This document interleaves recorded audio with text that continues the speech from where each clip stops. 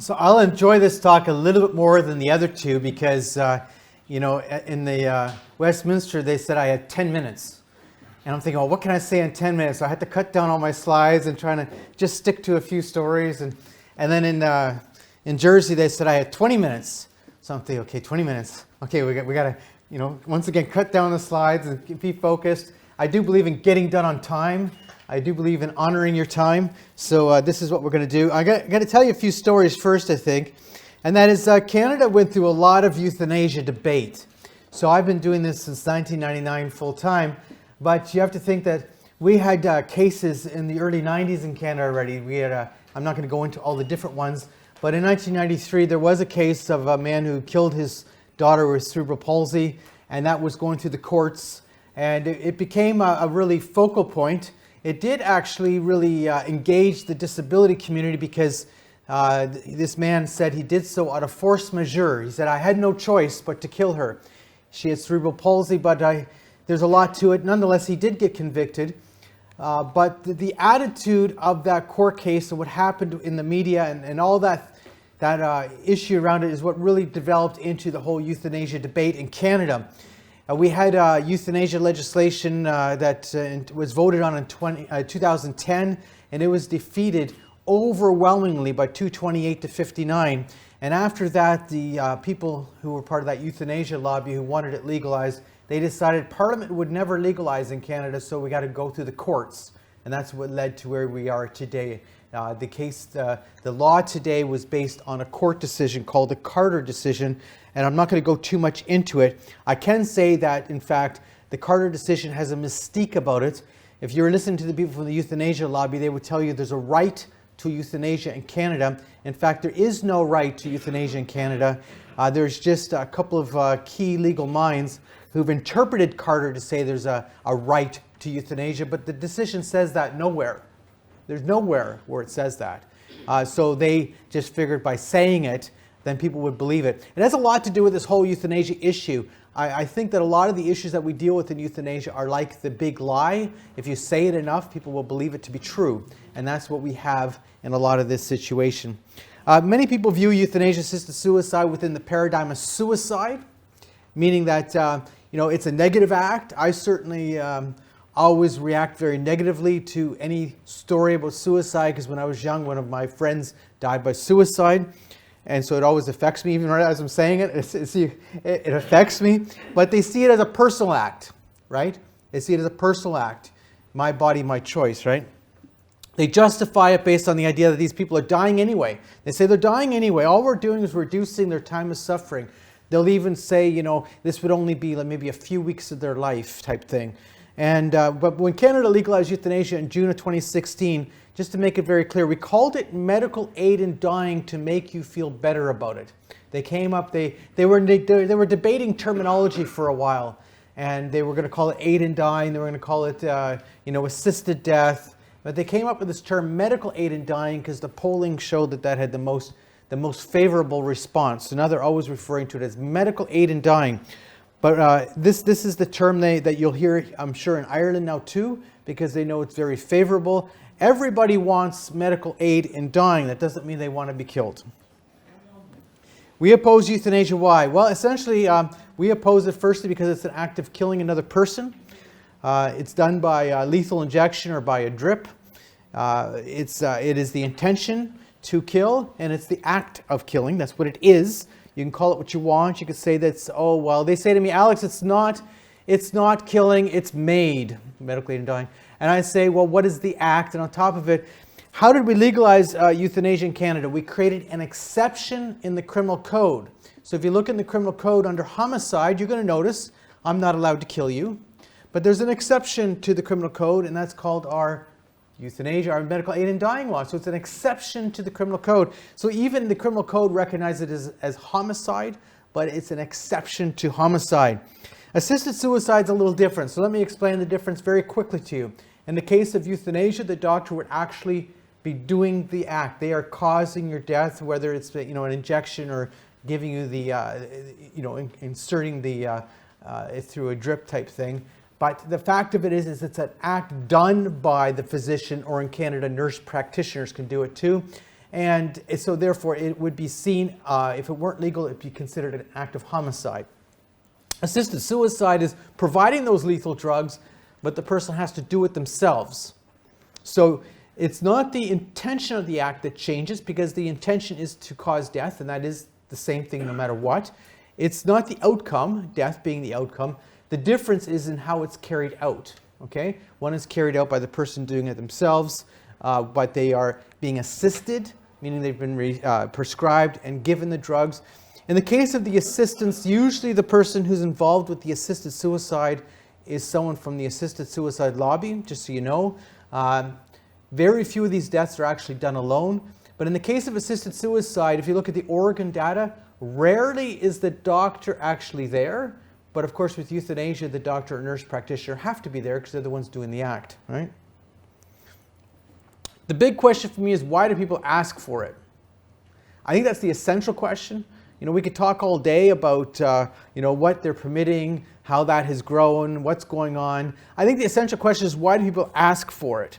And why am I also saying this? Well, now that it's legal in Canada, we have a help service, that we have a helpline, and we get calls from people regularly who've been approved for euthanasia, or family members who are calling because a brother, a sister, a parent, whoever they have a very close relationship with has been approved, and they want to try and convince them otherwise. I've dealt with quite a few people who have been approved for euthanasia, where I've taken the helpline call and I'm talking to the person, and this is someone who's been advised by a family member to call us to, I would just say, second, think it through, please, type idea, and they talk to us about it, and they've been approved already. So when I'm looking at this, you have to understand that all of these people are being approved based on having a serious medical or physical or psychological condition. And I'm not arguing that. That's exactly the case. But why are they actually asking for this? And you have to really drill down on this, and it becomes a situation of there's data, and then there's the experience of talking to people who've had this or been approved for this. And most often they're feeling depressed, they're lonely, they're experiencing feelings of hopelessness, despair. They believe their life has lost meaning, purpose, or value. That's what it's coming down to almost all the time. If you look at the data, yes, there are some people who are in serious pain. I'm not questioning that. There's certainly some. But if you look at the data, that's the rare case. It's not the common case. I'm not saying it's not important, because obviously there's things that can be done for those people. They shouldn't be suffering. They shouldn't be going through such pain. Nonetheless, they're the rare case, not the common case. Legalization of euthanasia and how we do it, I don't believe is based on freedom. I'm talking it's based on abandonment. We have become to a culture of abandoning people in their time of need. We've abandoned them to death. Canada legalized euthanasia in June of 2016, but then in 2021 of March, we passed Bill C-7 to expand our law. Now, we did that based on a lower court decision, but it's a whole funny situation, because there is never, ever, ever, ever been, until this situation, a lower court decision in Canadian law on a major issue that was not appealed.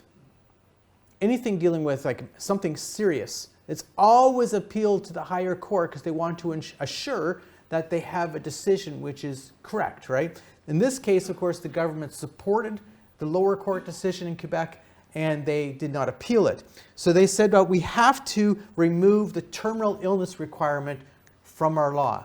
So the original law in 2016 said that your natural death had to be reasonably foreseeable. So right from the beginning, we had abuse of the law going on, because they never defined the term natural death is reasonably foreseeable. And there's a lot of people here, if not all of you, that your natural death is reasonably foreseeable. But when they dropped that, though, what was left in the law, other than the fact that you have to be suffering and you have to be 18 years old, etc. Now, the issue of suffering, if you tell me you're suffering, I can't tell you you're not. If you're telling me you're in, because remember, we're not necessarily talking about physical suffering. The law does not define it as physical suffering. So I can't assess that. So anytime they say to you, oh, well, the person would have to be suffering, we're not going to allow euthanasia unless the person's suffering. Well, what does that mean? I'm not suggesting that people are liars or whatever. What I'm saying to you is, I can't define that. It's totally undefinable, because it's based on a personal position. But what's left in the law is that you have to have an irremediable medical condition. Now, what does it mean to have an irremediable medical condition? So when when we were talking about expanding the law in Canada, the disability community came out and they said, well, this means that if you actually do what you're saying you're going to do, the law will be focused on us. And they were right. They were absolutely right. The disability community were 100% correct that the law is now applied based on chronic conditions. People who have a disability usually have some form of an irremediable medical condition. Therefore, having that disability qualifies them. And it's very important. When I say that it was based on the Quebec Truchon decision, I'm also making clear that, in fact, actually, Parliament went much further than that. So now we see the 2022 stats that recently came out, and it said there was 13,241 reported assisted deaths in Canada in 2022. Now, just so you know, you might have seen some articles if you follow my media at all in my email updates, that you would notice that I was already referring to that number before it ever came out, because the government was very late in publishing their data this year. They were very, very late, and I don't know why they were so late. So starting in the late spring, early summer, I started contacting the provinces, because provinces in Canada are in control of healthcare.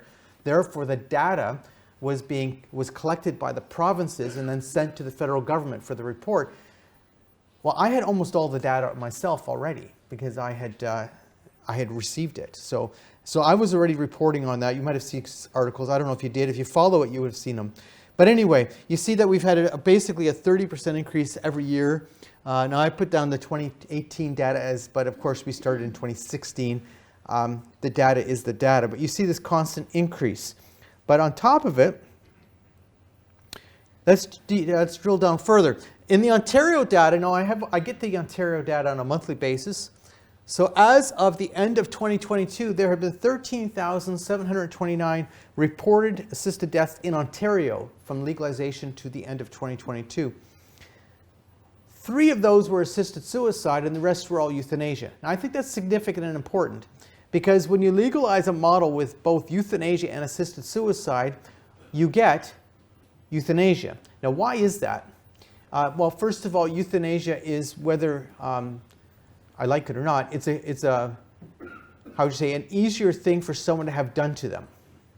It's easier to get somebody to kill you than for you to take those drugs and do it to yourself. And there's many reasons for that. I'm not going to get into it. If you ask me questions later, maybe I will.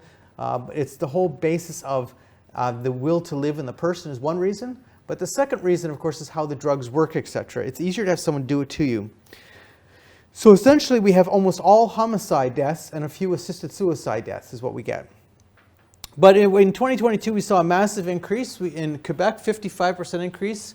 In 2022, 6.6% of all deaths in Quebec were euthanasia in 2022. That's the highest in the world. Why is that significant? Well, the Netherlands and Belgium legalized in 2002. Canada legalized in 2016. That's a very fast increase in data and numbers. If you consider the Dutch data, and I know that Gordon gave you some information showing you the increases that have happened in the Netherlands, but I mean, it's a steady but long increase, whereas Canada, it's just been massively fast, okay? Alberta had a 40% increase. British Columbia is the second highest in Canada. Just so you know, Newfoundland was the lowest. They had about 1.2% of all deaths in Newfoundland. Now I'll get you some of these stories. I think that Canada's Lewis story is important because of the timing of it. In August of 2016, we legalized in June of 2016. So this is only a few months after legalization. Candace was born with multiple disabilities. She was 25 years old in August of 2016. And at that point, she was pressured by her doctor to have euthanasia. So Candace was in the hospital. She was very, very sick. There was no question about it. No one was questioning that she was very, very sick. But the doctor thought that Candace was dying, and he wanted to help the family and help Candace have euthanasia. So he informed Candace and her mother, did you know that assisted death was legal? And of course, they didn't know. That shouldn't bother you that they don't listen to the major media in Canada. Most of us don't anymore. So, but she didn't know. And then then the doctor said he wanted to know if they wanted it, and they expressed, no, we have no interest in that. He then told Candace's mother that she was selfish, and he challenged Candace. He kept on saying to her, do you know how sick you are? So what happened in this case, so remember, this is only a few months after legalization that you have a doctor who's so paternalistic that he's absolutely believing that the best thing for Candace Lewis is lethal injection. Maybe she was dying at the time, but that doesn't mean you have to kill her. Anyway, what happened is Sheila was so convinced by the doctors that Candace was dying that she took Sheila home. Sheila took Candace home. She decided, well, if Candace is dying, she should die at home. She had her family and her friends around her help because Candace at that moment needed day and night care. Candace didn't die. Now, does that happen all the time? Well, no. But Candace actually recovered. She was in her sister's wedding party the year later. In fact, she regained all her abilities to feed herself again, and she was actually fully recovered. But that doesn't happen all the time, but in this case it did. Now, the story of Roger Foley is a little bit different, but it has the same sort of effect. Roger Foley was in a hospital in London, Ontario. I'm in London, Ontario. The other London, right? Anyway, and Roger Foley was actually in the hospital because so he had cerebral ataxia. He needed 24-hour care. Now, his condition was degenerated to the point where he needed absolute 24-hour care. He's unable to walk. He's unable to do things on his own. He does operate his computer very well, though. He's quite impressive. Nonetheless, he was in a hospital because he had experienced food poisoning. That's why he was in the hospital at that moment. And so he requested to the Ontario government that he be accepted for a program that we have, which is called self-directed care. Self-directed care means that instead of the government sending caregivers to his home, that he would then be given the money, the exact amount of dollars, that he would hire his own caregivers, and he would then be in charge of his own caregivers coming in and caring for him. He wanted that because, first of all, the program existed, but secondly, as he said, he talked about the one time where his gas stove was left on. He said, I'm unable to get out of my bed to turn off my gas stove. Therefore, I want to have some control over who's caring for me. And I can't control what food they're giving me so I want to be in control of the caregiver, so then I do have control of the food I'm receiving. Anyway, he was denied self-directed care. He was turned down for that. So he said, then I'm not leaving the hospital. Not leaving. So the hospital told him, well, you have two choices, Roger. You can pay $1,500 a day. Now in 2022, that would be $1,800. You can pay that, or you can have euthanasia. Now, they said medical aid in dying, of course, because that's a nicer term. But anyway, and of course, he was choosing neither. He did record that conversation. It did end up on the media. But the fact of it is he's still in a lawsuit with the hospital because the hospital wants that $1,500 a day.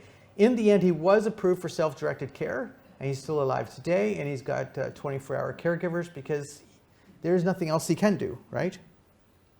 In 2019, Alan Nichols. This is significant because we had not legalized euthanasia for mental illness yet. Alan Nichols was not sick, physically that is. He did not have any medical condition per se. But Alan Nichols, when he was 16, had a brain tumor. He's 61 when he died in 2019. He had a brain tumor. They did the surgery successfully. He lived his life. He had been a janitor throughout his life, so it wasn't a situation where, oh, it's terrible, Alan could never find a job or this kind of thing. He's living in poverty. No, Alan actually was living quite fine. There wasn't an issue with that. But Alan went through a life of where he would constantly, at periods of time, go into deep depression. The family, of course, this is anecdotal, of course, but the family was convinced it was related to effects of that surgery when he was 16, that his brain had some sort of injury that led to him somehow going into deep depression on a regular basis. So this was not the first time Alan was in the hospital. So what happened is that Alan was brought to the Chilliwack Hospital to be put into the mental health care unit to protect him. The police came. The neighbors had noticed that Alan hadn't been opening or closing his windows, hadn't done anything for several days. They came and they found him a bit distraught. They brought him to the hospital. He asked then that his life be ended. That was taken as a request for medical aid in dying, and he was approved. There's a lot more to this story. For instance, Alan never brought his hearing aids with him to the hospital when the police brought him. So he didn't have his hearing aids. So therefore, he would be partially deaf at this point, or nearly deaf. Also, Alan was very depressed, but this was not new for Alan. They never informed the family that they had approved him for medical aid in dying. So 3 days before his death, the family finds out that Alan has been approved. And they begged the doctors to reassess him. And they said, if you look at his medical records, Alan has gone through this many times, but he's always gotten better. You know, Alan needs a bit more time and he's going to feel fine and then everything's going to be fine again. This is not the first time Alan had suicidal ideation. The difference was the doctors had approved him for medical aid in dying. The doctors said, no, he's been approved. They went ahead and they did the euthanasia and he died. And you see the picture of his brother beside him. Alan's the guy in the middle. This is the night before he died. And his brother was actually, you know, sort of begging him not to do it. But they did get a nice picture together the night before he died, sort of a selfie thing. The family has gone to the police since and everything. They sought to get his medical records. His brother in the picture there was his medical power of attorney, and yet they refused to give him the medical records, even though he had every legal right to it. So it's been a bit of a real problem, in fact, and the Nichols family have gone before all the parliamentary committees and everything, explaining that this should never have happened. They also lied on his death certificate. And this is a recent case, Catherine Mentler, in June of 2023. Remember, euthanasia for mental illness is coming into official legality on March 17th, 2024. So let me explain to you again. When we passed Bill C-7 in 2021, they got rid of the terminal illness requirement, but one of the things they also did is they added in euthanasia for mental illness alone. I could go through the long story of how that happened, but I don't think it's that interesting because it's Canadiana stuff, right? Like I don't talk about hockey with you and stuff. Anyway, so what happened is that they passed the bill, but then they put a 2-year moratorium on euthanasia for mental illness alone. So they said we won't start this until March of 2023. Based on, they said we didn't have any rules for this yet. And then in the fall of 2022, the government was getting extreme pressure on them because there had been all these different stories of people with disabilities who were dying by euthanasia. And I can go to a few. I mean, poverty, homelessness.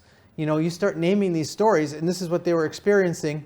And so the political pressure on the Liberal government was so great, they decided to back off for another year on the euthanasia for mental illness is what happened. But here at Catherine Mentler in June of 2023, she went to the Vancouver General Hospital because she was experiencing suicidal ideation. And this was not new for Catherine. She had gone, you know, in her story, she admits, I've gone through mental health difficulties for many years. But she makes it quite clear. She had the wit about her to know she needed to go for help. That she was feeling so suicidal, she did not feel safe. She went to the Vancouver General Hospital, and the counselor said to her, well, you know, there's such a backlog, you won't be able to see a psychiatrist until November. Now, this was in June. So it shows you the waiting list for psychiatric care. I don't know what that's like in Ireland. I can tell you in Canada, it's regional because healthcare differs based on where you live, right? So some areas might have more access to psychiatric care than other areas, just based on, you know, the demand and the supply of the caregivers. And they said, well, we don't have a bed for you. So, but have you thought about medical aid in dying? Now think about this.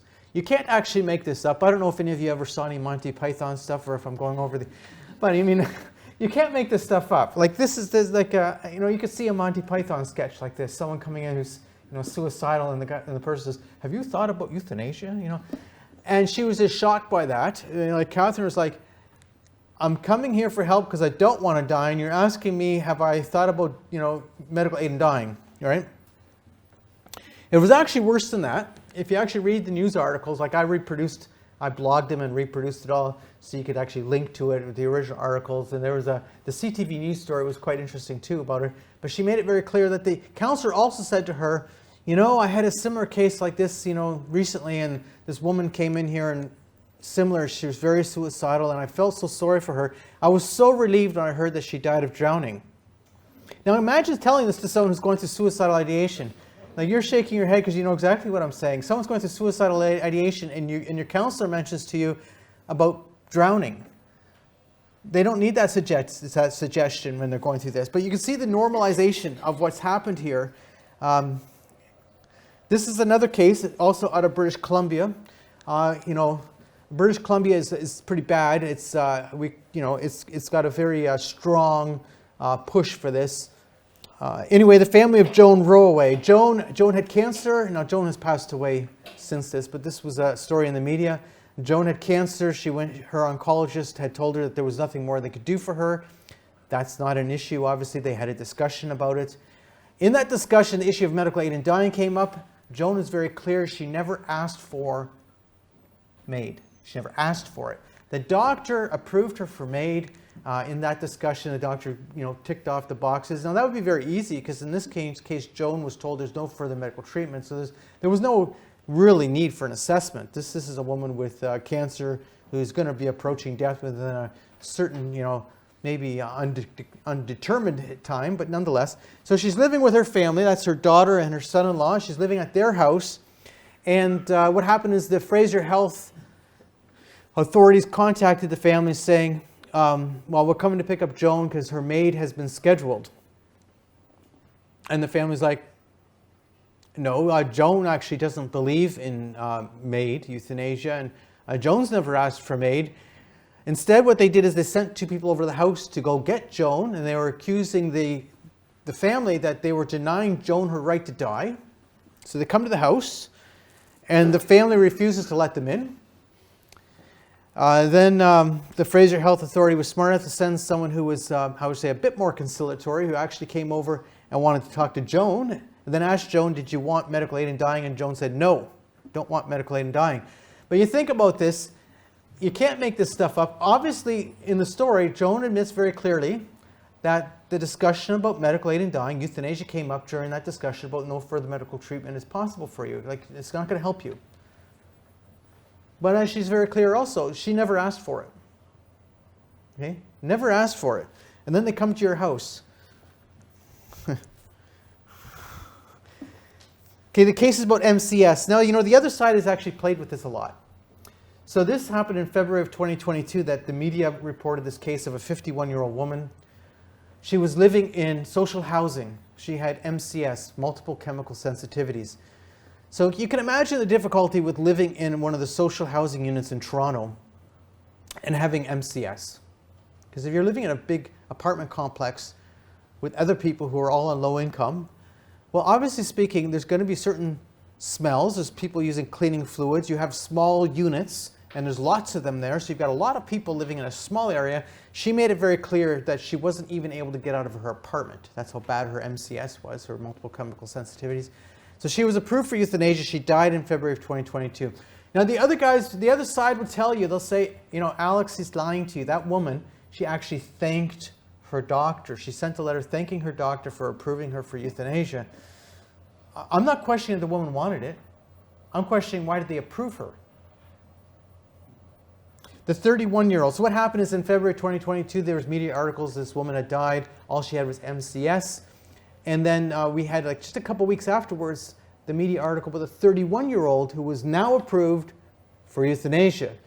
And now, of course, this was a bit of a copycat situation. You have a woman now learning that, oh, a woman had died from euthanasia who had MCS. I have MCS. I have an equally difficult situation. I'm in social housing. I can't get out. I'm having a hard time even breathing in my own apartment. I react to things. I'm always breaking out. I'm having a hard time living. So she was approved, but what happened is the MCS community raised money for her and found her a place to live. Because what's the treatment for MCS? You need to be in a really clean place to live. You need to have your own independent location where nothing that you're reacting to is actually used. You can't have certain cleaning supplies if that's what you're reacting to. You can't usually have cigarette smoke. You can't have pot. Things like that around you don't work very well for you. Right? You can see how living in a social housing unit with MCS might not be the right way to do it. Right? The Veterans Affairs stories. Well, it started out with a Canadian soldier who had served in Afghanistan, and he was experiencing significant PTSD, contacting Veterans Affairs, and he said he needed help for his PTSD, and they told him, have you considered medical aid in dying, euthanasia? And he was very upset about this. He ended up actually going to the US for treatment. Anyway, but what happened is when that story came out, this guy was so upset about this, he could not believe that you have a Veterans Affairs employee who is like a counselor who's supposed to help you find what you need. That's, Veterans Affairs provides that for these veterans. saying, well, have you considered medical aid in dying? And actually, the counselor said further, oh, we've had a few cases like this already, and we've had a few who have died, and maybe this is for you. Anyway, not only wasn't for him, it upset him so much he went to the media. And then our Veterans Affairs Minister, his name is Lawrence McCauley, he's actually quite a nice guy. He's from PEI. PEI is a nice place. Anyway, he said that it was a one-off. It was a bad situation. It only happened once. That's what Lawrence McCauley said. It was a rogue employee. This should have never happened. But of course, when you say that to the media, what happens is other stories come out. So then we learned fairly quick that there have been at least 6 cases. There might have been more, right? But there was at least 6 cases that bubbled up. 2 of those people had died by euthanasia. And then, of course, then the case came out of Christine Gauthier, because what happens is Veterans Affairs decided to do a bit of a review. And so they had a few people come to them in a little review committee to look at what was going on in Veterans Affairs. So they wanted to fix the problem. And Christine Gauthier came forward. Now, Christine also served as a Canadian soldier. She became disabled as a Canadian soldier. She then became a Paralympian. All she's asking for, and you see her in the picture, all she's asking for is help with putting a wheelchair lift into her home. Seems pretty reasonable, okay? She served your country. She became disabled. The Paralympian thing, that's sort of nice, but still, she served your country. She became disabled. She needs help with a wheelchair lift. And the Veterans Affairs worker said to her, Madam, if you're really so desperate, we can give you medical assistance in dying now. Now, is this a rogue employee or is this a normalization of killing? There was the case of the 23-year-old Ontario man. This is not his picture. That's another one. Our mirror is the lower story. The 23-year-old Ontario guy who had diabetes, who was approved for euthanasia, who was going to die at the Maid House in Toronto. So the Maid House is the euthanasia clinic, okay? His mother, Margaret Marcilla, was so upset. She could not believe that her son, with diabetes, was approved for euthanasia. Now, he was insulin dependent. But here was the story, actually. So it was during COVID that her son became very depressed and he stopped taking his insulin. Didn't work well for him. He did have some side effects of that. He had some health problems developed from that. So now this is actually post-COVID. He's actually not depressed anymore. He's actually taking his insulin. He's actually stable, but he wants to die now. He's saying, I want to die. He had lost a fair amount of his eyesight. He was not, perfectly off. But if you see actually the one interview with him, they show him skateboarding around and stuff. So he's doing fine, but I mean, he wants to die. His mother was so upset by this. She just couldn't believe it. She then made a big media story out of it. She contacted the health department. But the other thing she did, she was very brave. She named the doctor who was planning to kill her son. She named him. So the doctor decided the heat was too heavy. He decided not to do that euthanasia death. I told Margaret, she called me up that one morning saying, oh, I got a letter, an email from Dr. So-and-so. He's not going to do the euthanasia. She said, I'm not going to do it. It's just too much. And I said, well, Margaret, you realize how the law works. Your son's already approved. So all it takes is any other doctor or nurse practitioner who is willing to do it, and your son is dead. Right? 'Cause she's already approved. The law says you have to the signature of these two, the assessment and the signature, and it's done. So, but what ended up happening is no doctor was willing to kill her son. I think it's because they knew that they would face the same media barrage from Margaret as the previous doctor, so her son's still alive. Amir Farsu, he was a man who has severe back issues, and he's on disability. Now, the problem with being on disability is you have this disability income, which is a set payment every month. He was in an apartment which was therefore controlled by rent controls, so therefore he was able to afford to live. The building was sold to a new owner who was going to fix up the building, and they said, Amir, you have to leave. That's what he was told. Amir, you have to leave. We're fixing the building. And well, he could not find another place he could afford to live, because there's only so many places that are available under rent controls. There's so many government housing units, etc. How rent controls, I don't know if it's anything different in Ireland. I don't know. I'm not Irish. But in Canada, how it works, or at least in Ontario, how it works, you're in a rental unit. They can't raise the rent by more than a certain amount of a year, right? So therefore, if you're in an apartment building for 20 years, you've got really low rent. But if you're new to come to that apartment building, you're paying a very high rent, right? Because as soon as a new person moves in, they're able to jack up the rent. So Amir could not find a place to live, so he applied for euthanasia based on his disability, of course, but the reason was he said, I'd rather be dead than be homeless. In his case, he's still alive today because a group of people started a GoFundMe campaign. They actually raised about $60,000, and he has a place to live. Euthanasia for mental illness. Well, this is a serious thing because, euthanasia was legalized in Canada based on competent adults who were capable of consenting. That's how they sold it to us. Competent adults who are capable of consenting. When you get into people with mental health issues, the concept of the capable of consenting, competency, I'm not saying people with mental health issues are incompetent, and I'm not saying they're capable of consenting, but it's a different question now because certainly at times they become incompetent and certainly at times they're incapable of consenting, right? But further to it, they have to have an irremediable medical condition. That means you're determining that they're not going to get better. And this is the problem again with the law, saying irremediable medical condition.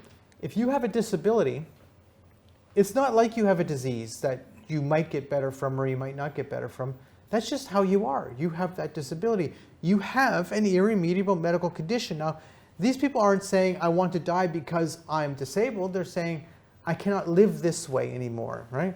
So in the case of mental illness, though, Dr. Sonia Gain has been really, there's a whole group of them actually, but he's been one of the key voices. Now, why is he so important as a voice in Canada?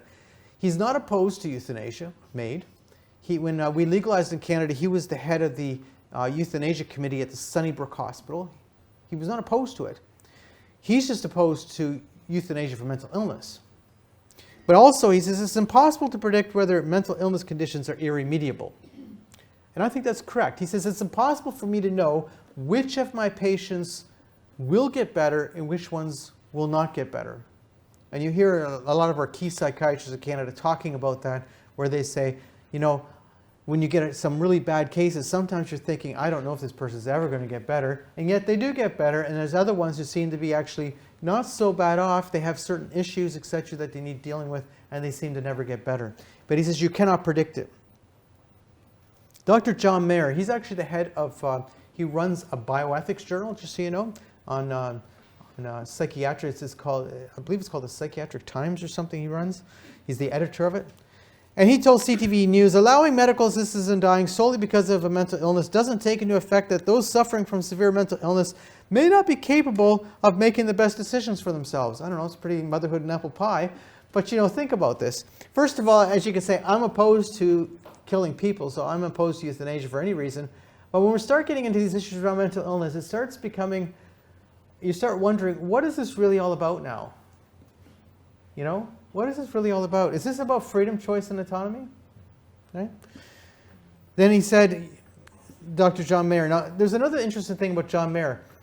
If you look him up, you'll realize he's in Barrie, Ontario. His whole practice is he deals with the hard cases.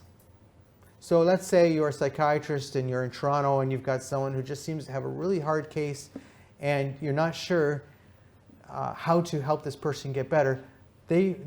John Mayer is one of the psychiatrists they refer to. He does only these hard cases, okay? You're assisting someone in completion of their suicide, says the doctor is like a sanitized gun. That's a pretty strong statement from a psychiatrist. Ed Fast recently brought in a bill that was going to reverse euthanasia for mental illness. And on October 18th, there was a vote on this bill, C-314, because it was already in law. It's going to happen starting in March of 2024. And Ed tried to reverse that. Ed was a cabinet minister in the Harper government. That's why they have honorable beside his name. Anyway, the bill was defeated by 167 to 150. And so it shows you that even a very clear situation where we've had a lot of concerning stories in the media, the Liberal government continued to support this in a big way. And just to give you the next story, which is actually even more concerning, is, no one talked about euthanasia for addictions during this whole mental health debate. And then suddenly, a couple weeks ago, there was an article that was actually published, interesting enough, did I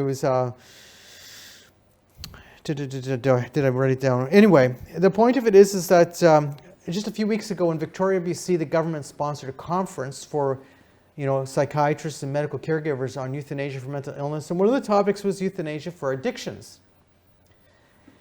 And, that's interesting. So Dr. David Martel, who's a physician who's in addictions medicine in Nova Scotia, he was the one who presented the framework on the question of substance abuse disorders and MAID at this conference. And this was only a couple weeks ago. And he says, it's not fair to exclude people with eligibility purely because their mental disorder might either partly or in full be a substance use disorder. It has to do with treating people equally. Now remember, I mentioned to you about this discrimination question as to why they dropped the terminal illness requirement. It's all based on the concept of equality. So when I got a question in Westminster when I was speaking from one of the members of the legislature of the parliament, we wouldn't, she says, I support medical aid in dying. I came here to hear, I want to hear both sides. That's why I was here at this event. And this was just on Wednesday. She said to me, but what you're talking about in Canada, she says, it is concerning, but that wouldn't happen in the UK. And I said to her, well, that's exactly what we were told in Canada. During the Canadian debate, not only myself, but others were constantly talking about the stories out of Belgium and the Netherlands. And the response to us over and over and over again was, well, that might be happening in the Netherlands and Belgium, but that's not going to happen in Canada. And of course, in Canada, we've gone even further. And it's all based on this concept of equality. And I'm not sure how, if the Irish are concerned about equality or not, but certainly in Canada, we're all about equality. So if once you legalize this, the problem is that it becomes an issue of equality. So the same thing, I didn't put it on this quote here, but the same Dr. Martel made the comment to the newspaper that was reporting on this. They sent a reporter to that conference. He said, well, I've been doing medical aid in dying since 2016, he said. And he says it's absolutely wrong to deny euthanasia to someone based on mental health, et cetera, et cetera, et cetera. But then he says, well, I'm not sure if I would do a medical aid in dying based on addictions. And he said, and we recognize it would be very hard to assess somebody based on addictions. Because you imagine, you're approving them based on addictions. So you're saying that they have an irremediable medical condition, that they're not capable of getting better, that they're going to be living with this addiction no matter what we do. That's what you're saying. And that this is a form of mental illness is what they're also saying. He says, but I think it should be an option. I think it should be an option. Well, why is this all based on equality? So as I say, the argument in the Quebec court, which struck down our terminal illness requirement, which I already described as sort of fuzzy anyway, nonetheless, that whole argument was based on equality. You can't say, they said it wasn't right that since there was the two plaintiffs had disabilities, since we're not terminally ill, that we can't also have medical aid in dying. And the courts agreed that that was not correct. You can't deny this to someone based on the fact that they're not terminally ill. If it's allowed, it must be done equally, right? And I think you get the same thing in the UK. If you legalize, all these grounds start melting away. It's one thing before you've legalized to say, oh, well, we're not going to do that for mental illness here. That would be too much. Or we're not going to do that for children here. That would be a bit too much. But once you've legalized, the debate totally changes. Because right now, you would be debating what would be considered acceptable. The other thing is you have to remember what the euthanasia lobby does. They try and come up with a piece of legislation to legalize this that they can sell politically. That doesn't mean that's where they want the end game to be. That's the game to legalize. So the game to legalize is totally different once legalized, because the original issue is all, how can I word something so politicians will approve this, right? Totally different issue. Parliamentary report in February of 2015, they said that they supported euthanasia for mature minors and by advance directive. So the issue of mature minors is a difficult one because I'm not sure how you do it in Ireland, but in Canada, mature minor is not determined by age. Mature minor is determined by an assessment. If the doctor assesses a minor as being capable of consenting, then the child will make all their decisions for themselves. So for instance, it could be an 11-year-old, it could be a 13-year-old. It's all based on the doctor assessing that child as being capable of understanding the nature of the question and capable of understanding the nature of the outcome and capable of consenting, right? Well, this is very serious, actually, if you think about it, but it makes a lot of sense. If you're going to be able to kill an 18-year-old in Canada, why can't you kill a 17-year-old or a 16-year-old or a 15-year-old? Why can't you?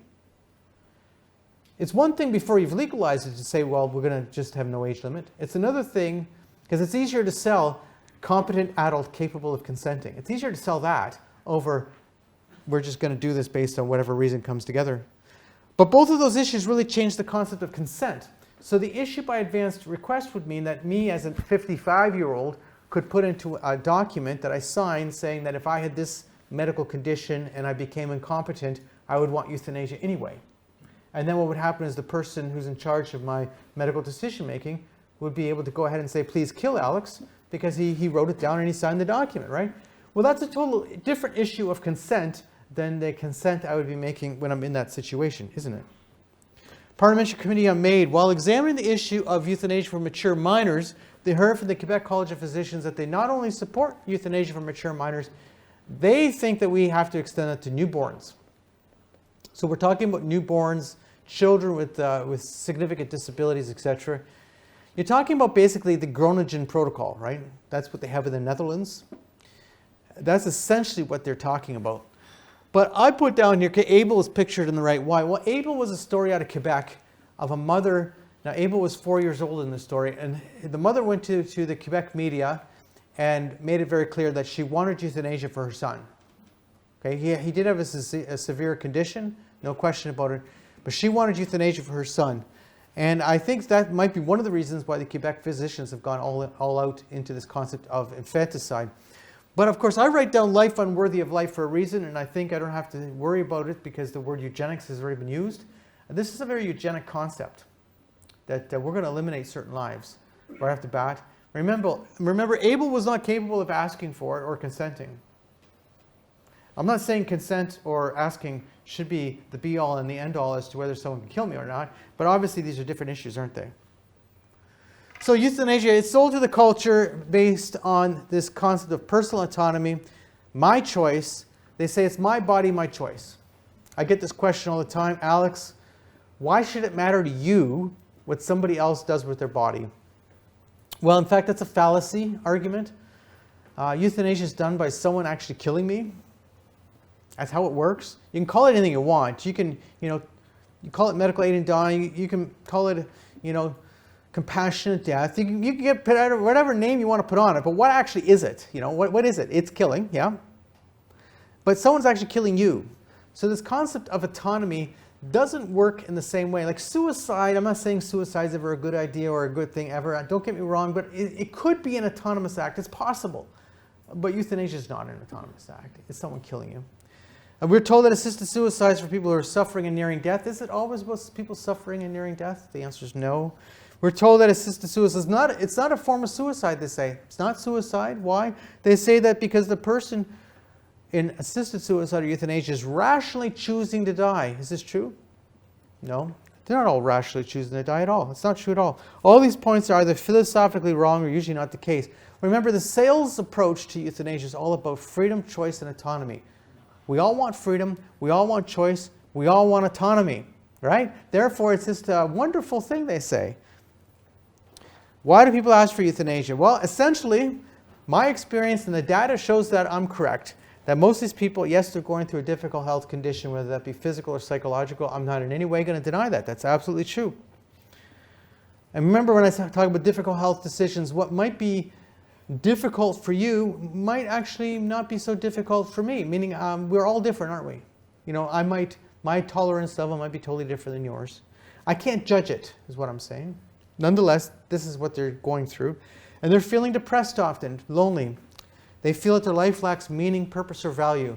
They think that there's no purpose for living. Got a call from a guy in British Columbia, and he called. Someone had told him, you should call this helpline. He called the helpline. I was talking to him, and he had several significant medical conditions. And I'm listening to his story, because obviously when people talk to you, you need to listen.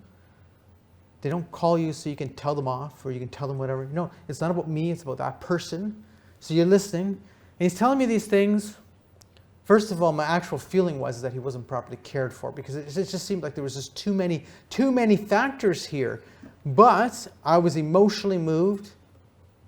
And you should be emotionally moved. You're a human being. That's why all these stories by the Right to Die people, the death lobby is effective, because they tell you one story after another of someone who's suffering. Well, we're all moved by it, and we should be moved by it. But that doesn't mean we should kill the person. Anyway, so after he was talking to me for quite a while, I was listening, I was asking him some questions. Then I said to him, but why would you want a doctor actually to kill you? Because that's what you're talking about. And he responded, but I'm all alone. I have no one in my life. Why would I continue to live? I had a woman call me. She was in Mississauga. This would have been about February of 2022. And she had some significant health problems. We still had a lot of closures with COVID and that at the time. And she had, multiple health issues and that. But, she really was upset because she wanted to die. She wanted to die. Someone told her she should call this number, and I ended up answering, and I'm talking to her and listening to her. And and at the end of the thing, I said, you tell me you're living in an apartment, you can't get out because of the COVID restrictions. No one's bringing you, it's hard to get any food even brought to you and things. I understand all these problems. I said, I'm really bothered by how you're being treated and how you feel. I said, but she also had a lot of mobility issues too, so that's a big issue. I said, spring is coming soon. And I could see that you can't leave your apartment. And even going outside, you can't go outside because it's like we have snow outside, it's icy, you don't feel comfortable walking anywhere. I said, but spring is coming soon. I said, and you might start feeling a little bit better, so why don't you call me back when spring comes? So that's what she did, she called me back. And then I spoke to her about 5 different times. She would call and she'd have these problems, we'd listen, and I would listen to her. And as she was going along, she was changing. She called me this January, and she says, Alex, there's a woman on my floor of my apartment who's been approved for medical aid in dying, and I really think this is so wrong, she said. How do I talk to her to convince her not to have medical aid in dying? This is the same woman who originally called me because she wanted medical aid in dying. She was just calling me because someone told you better talk to someone else first, maybe to have a second thought, right? Anyway, so the point of it is what was the difference in her case? Someone listened. Someone actually cared. She called me on my cell phone. I gave her my cell phone. Call me up. If you're not feeling well, just call me. And, obviously I'm not a doctor. I don't claim to be a doctor. I'm not a social worker. I'm not a psychiatrist, but I don't claim to be. I just claim to be someone willing to listen. And that's all she really needed, was a friend. Legalizing euthanasia is not about freedom, but rather it's about abandonment. It's about a medical abandonment. When we're talking about, and Des was talking about people who have dementia and Alzheimer's, you can see if you're not properly treating people with dementia and Alzheimer's, you can see how you're really abandoning them. And maybe at times people will say, oh, isn't that terrible that this is how someone's living? My mother should not be living that way.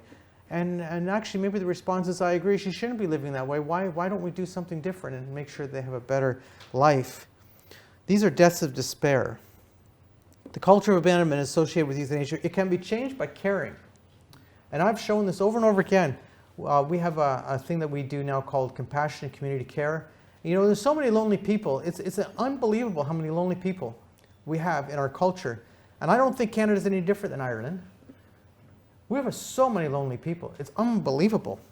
It's essential that people feel that their life lacks, value, purpose, meaning, that they have someone who cares about them, someone who is part of a significant community to them. The answer is to care for others, to journey with them. It's not to kill them. That is the answer. We can change the world one person at a time. I might not be able to change the world in a macro sense, but in a micro sense, I can make a big difference. We have to understand that you all have neighbors. You all know people who are part of community groups that you're part of, who maybe you're not seeing right now. You're wondering, well, where are they?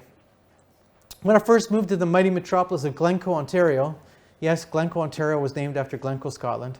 And you can ask the Scottish guy at the back later what's known about Glencoe. Anyway. And all those families, the old families, all have those Scottish names. Anyway, when we first moved to that town, there was an elderly lady living across the street from us who was in her early 90s. She had been a school teacher. And now she's quite elderly. And my daughter used to say, can I go over and visit? And at first I said, well, I better ask her first. And she was just so pleased. She said, yes, send your daughter over to visit. So my daughter would visit her. And then my little son, he's now going to be 21 soon, but at the time he was just little. He would be, I think he was about 4 when he started saying, can I go with Genevieve? And I was like, well, I don't know if my neighbor's going to go for that one, right? A little 4-year-old boy who's got lots of energy. So I went over there and talked to her first. She says, yes, Send him over. That would be great. And they would play hide and go seek in the house and things like that. But what's my message about her? She was an important person in the community because she had always been in the community. She had been a school teacher. She had meaning and purpose in our community.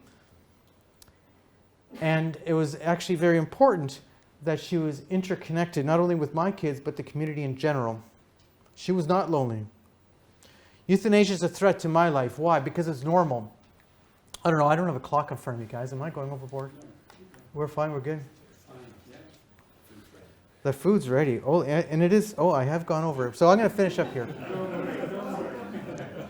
You know, they told me I only had 20 minutes in Jersey, and I honored that. I think I've gone too long here. Anyway, here's the point. I think I not only think, we know it's normal that all of us, when we're going through a difficult health condition, we're also going to feel at times, we're going to feel, we're going to question our future. We're going to question our purpose for living. That's not new. Existential distress is not new. People feeling that they're, I don't know why I'm continuing to live. That's not a new feeling. Suicidal ideation is not new. The problem with legalizing euthanasia is that feeling of I'm thinking my life should be ending becomes then a death sentence when you've legalized euthanasia. Suffering alone is a very big problem. Loneliness, isolation, depression, loss of hope or purpose, these are leading reasons why people ask for death. And all of us experience these feelings. It's a normal thing. Euthanasia, I talk about it, and I do a whole nother talk about what does it mean to be human, and why is euthanasia actually the opposite of what we need as a human being.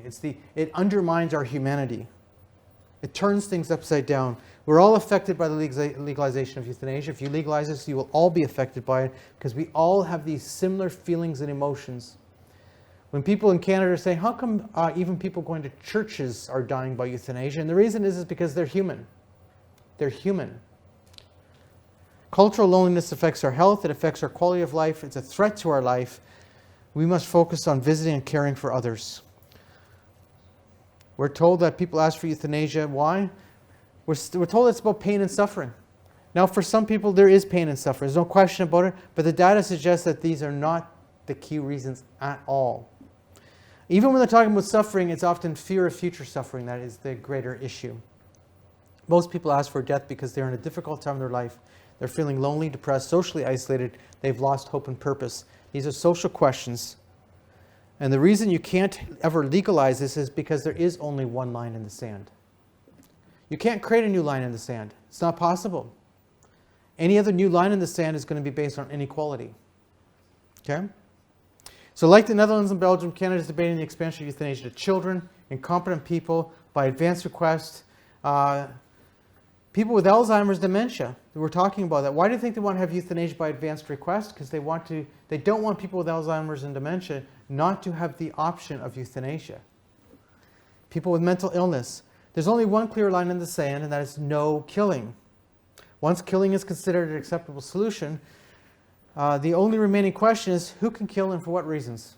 That's all we're debating after that.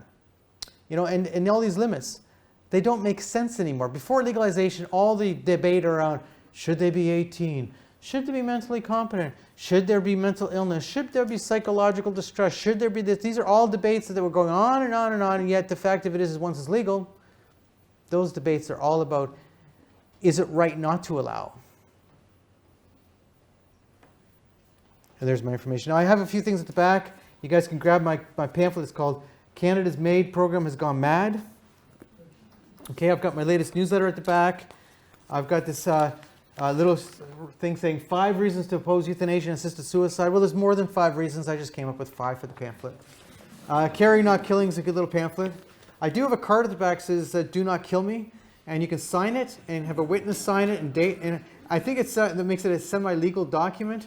But it's what it is a woman in Canada who is in her early 80s, got a tattoo on her arm saying, do not kill me, I oppose euthanasia. And I thought this was easier than a tattoo. Thank you very much.